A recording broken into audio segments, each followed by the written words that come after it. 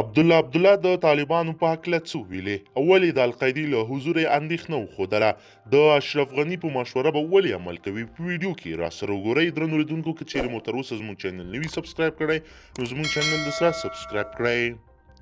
افغانستان ملي مصالحې د عالي شورا مشر عبدالله له بي بي سي سره په یو ځانګړې مرکه کې له وسلوالو طالبانو سره په جوړجاړي خبرې کړې دي او ټینګار یې کړی چې په افغانستان کې روان کړکېچ د جګړې له لارې نشي ختمېدلی. ډاکټر عبدالله د ملګرو ملتونو د هغه رپورټ په اړه هم اندېښنه ښودلې چې وایي وسلوالو طالبانو تر دې وروستیو له القاعدې ډلې سره اړیکې درلودې او دې ډلې ته یې افغانستان کې پناه ورکوله. ښاغلي عبدالله د بي بي سي هیلدا حکیم ته وویل له القاعده سره د طالبانو تحریک اړیکې پرې کول د طالبانو او امریکا ترمنځ د شوي هوکړې یوه برخه وه. دا په بشپړ ډول نه ده عملي شوې. پرمختګ شوی خو ډېر څه لا پاتې دي چې باید وشي او بې له شکه زموږ لپاره دا زموږ لپاره د اندېښنې خبره ده. له افغان ولسمشر محمد اشرف غني سره تر سیاسي جوړجاړۍ وروسته او د ملي پخلاینې د عالي شورا مشر ټاکل کېدو راهیسې د لومړی ځل و چې ښاغلي عبدالله د سولې په تړاو پر ګڼو موضوعاتو مفصلې خبرې وکړې. د دې پوښتنې په ځواب کې چې آیا پر طالبانو باور کېدلی شي، ښاغلي عبدالله وویل دلته مسله پر طالبانو یا کومې ډلې باور نه ده بلکې دا د خبرو آزمایښت لپاره د هر چا توجه جلبوي.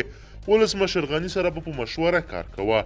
ښاغلي عبدالله وویل طالبان وسلوال دي او جګړه کوي، که څه هم تاوتریخوالي کې یو څه کمښت راغلی حکومت ورسره باید یو جوړجاړي ته ورسیږي ځکه د جګړې له دوام سره دغه حالت نه ختمیږي.